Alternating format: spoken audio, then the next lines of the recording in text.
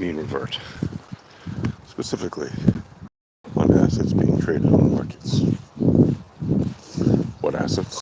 Well, for example, Bitcoin.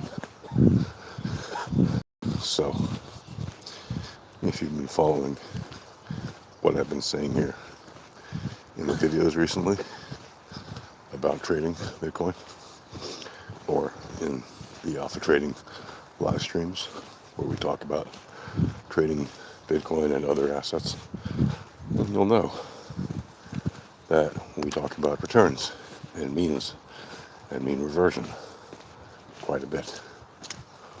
There's a reason for that. Because when you're trading an asset, especially a highly volatile asset, there's one thing you can count on. And that one thing is returns mean revert. What does that mean? Well, it means that when you have an asset that is moving away from the mean, at some point it will revert to the mean. In other words, return to the mean. Now, does that mean that it has to go up, down, or sideways? It can go any of those directions and still mean revert. At some point, the asset will follow the returns on the price action. Right? The returns will revert to the mean, and the price action will also follow suit and revert to, for example, the 30 power mean or the RMLR. Well, what's a good example of that? For instance, if you look at Bitcoin on the 4-hour time frame over the last several days, you'll see since last Friday it had been going up very nicely. It then had quite an interesting set of outliers on the 3 ST-Dev bands, which are the standard deviation bands of the RMLRs. And therefore, it was due to mean revert because the asset had touched the 3 ST-Dev down bands on both the 1110 and the 3012 RMLRs on the 4-hour time frame. And then it quickly mean reverted pretty much within the same candle to the 1110 RMLR, which was above it, obviously. And then it was beginning to form the confirmation that the mean reversion to the 3012 was in progress. And even though people thought, oh, yesterday Bitcoin was so high at 51.5, 51.9K, it's 51.6K, whatever it was, it's gonna go down now. It has to go down now. And I said, actually, now that you've had 2 candles of the asset not touching the 3rd ST-Dev band down on the 3012 RMLR, that once again, the mean reversion was in progress, and the probability was extremely high, well over 99%, that it would touch the 3012 RMLR before it would go back down and touch the 3 ST-Dev band down of the RMLR. And lo and behold, that's exactly what it did. Now you can say, oh, it was, it was $50 away or something, $25, $75 away on an asset that's worth over $50,000. When you get to within $100, right, on a move that's more than $1,500 or $2,000.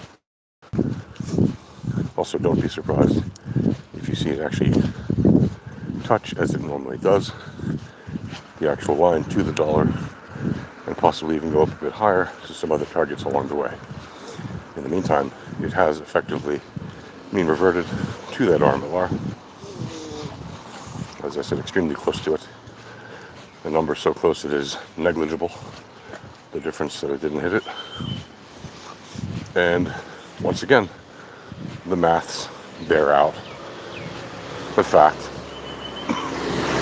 that the probabilities and statistics matter more than what you think, what your bias is.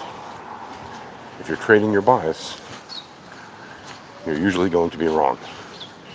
Now, there are some people, especially once they get an inclination about how to use the VEPs, which is the volatility, entropy, probability, and statistics.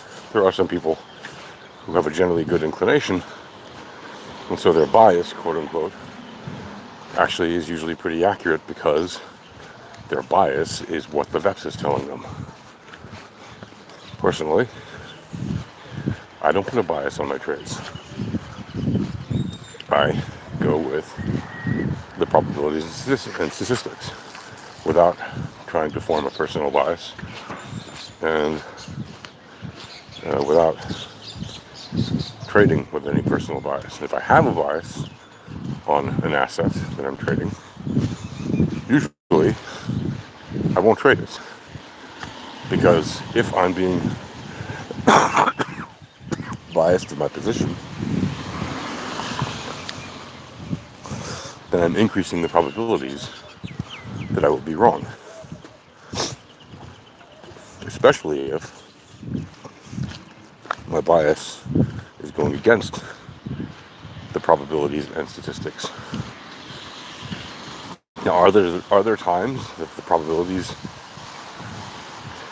have a propensity of indicating that something's going to go up and then it goes actually down, or vice versa, whether it goes sideways? Of course. Randomness has a great deal to do with that. And also because there are always probabilities up, down, and sideways. So, of course, it won't go 100% of the time the way the overwhelming propensity of the indicators are suggesting that the probabilities are likely to go. However, the overwhelming majority of the time, that is exactly what happens. Which is why it is better, from the point of view of safer, to trade the probabilities and the statistics rather than a personal bias. Because again, your eyes will deceive you, your bias will deceive you, any information that isn't leading information will deceive you, and your bias is not leading information. Unless your bias is entirely made up of the actual probabilities and statistics that you've read from the volatility and entropy indicators, well then, your bias will deceive you. So you're better off not trading with a bias. You're better off just trading straight up with the indicators and making sure that you're in the right position and you take profits early and often. You limit your loss and you don't be emotionally attached to your trades. That is the bottom line about that. So once again, returns mean revert. It's an incredibly important lesson in trading, and it is one that you should use to maximize the performance of your trading on any intraday trading. And of course it matters on low time frames just as much as it matters on high time frames, right?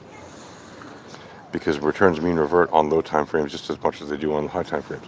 In fact, even more so, more frequently, because on low time frames, well, you have a lot more candles, right? So there's a lot more action, quote unquote, happening in any given day. Looking at the 1 minute time frame, where there are 1,440 minutes in a day, so you're going to have 1,440 1 minute candles. So there's a lot of action up and down and up and down and up and down and sideways versus one candle on a daily time frame. Now, the action, quote unquote, is still happening on the daily time frame. It's just that you don't see it necessarily as clearly and evidently on a daily time frame as you do on a 1 minute or a 3 minute or a 5 or 6 or 9 or 10 or 15 or 20 or 30 or whatever time frame you're trading. Right? If you're trading higher time frames, you're going to have less candles in any given data set, right? That is why trading lower time frames makes more sense, because of the increased number of occurrences of opportunity. So be sure to trade low time frames with no leverage, especially if you're trading volatile assets. And again, keep in mind, returns mean revert, and it's important to take your profits early and often, to limit your loss. In other words, get out of any bad trade as fast as you can, and to not be emotionally attached to your trades. Right? If you like a particular asset very much, there's no problem investing in it. It's, investing in it, that's up to you. But investing and trading are two different things. Investing is long term, and you're willing to put capital at risk for the long term and not touch the position for, many months, if not years. That's investing. Trading is lower time frames, and really professional traders in high frequency trading firms trade, very low time frames, like definitely under 15 minutes and under. And obviously the HFT bots trade underneath 1 second, but you're a human being, so trade time frames that you can actually manage. And remember those 3 principles, right? Taking profit, limiting your loss, and not trading as a emotionally attached person, right? Trading without any emotional attachments to your trades.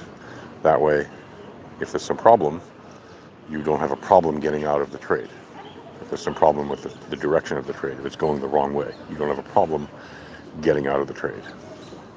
It's very important, because if you allow your emotions and your bias to control the way you trade, then you're far more likely to stay in bad positions and get hurt even more, rather than just ripping off the Band-Aid early, limiting your loss as much as possible, and having about as much capital for the next trade as you had for the one you just lost, right?